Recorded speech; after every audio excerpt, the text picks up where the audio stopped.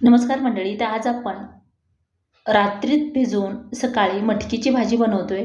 इथं अर्धी कांडी लसूण आणि थोडीशी कोथिंबीरच्या काड्या आणि कोथिंबीर टाकून हे छान ठेचून घ्यायचं आहे आणि 2 कांदे बारीक असे कट करून घ्यायचे आहेत.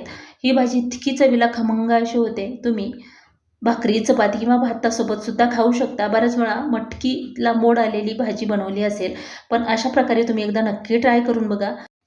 कांदा कट करताना अगदी बारीक असा कट करून घ्यायचा, म्हणजे तेलामध्ये पटकन परतला जातो. तर कांदा इथे छान असा आपण कट करून घेतला आहे. आता कुकर ठेवले.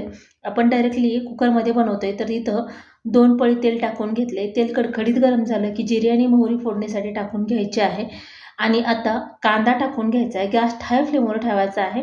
आता कांदा छान थोडासा नम झाला की जे आपण लसूण आणि कोथिंबीर ठेचून घेतली ते याच्यामध्ये ॲड करायची आहे आणि लो फ्लेमवरही परतायचं, नाही तर हाय फ्लेमवर परतायचं, म्हणजे कांदा पटकन परतला जातो.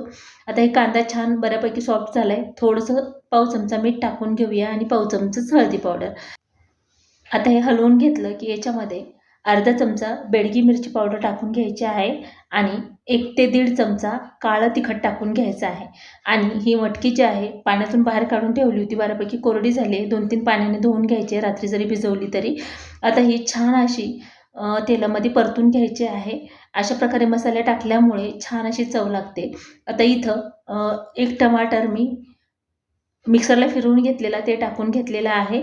तुमच्या आवडीनुसार याच्यामध्ये डायरेक्टही टाकू शकता. तर अर्धा चमचा धने आणि जिरेची पावडर टाकून घेतले. इथं कुठलेही मसाले टाकलेले नाहीत, आपण इथं काळं तिखट वापरले म्हणून.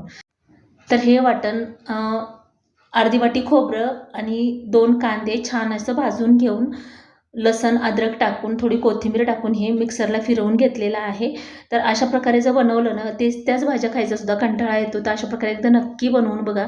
इतकं मस्त चवीची ही भाजी होते. आता हे ग्रेव्ही टाकल्यानंतर ना छान असं परतून घ्यायचं आहे, म्हणजे तेल सुटेपर्यंत. थोडीशी कोथिंबीर टाकून घ्यायची आहे. तेल सुटल्याशिवाय याच्यामध्ये पाणी बिलकुल ॲड करायचं नाही. आता इथं तेल सुटल्यानंतर 1 कप गरम पाण्याचा वापर आपण केलेला आहे.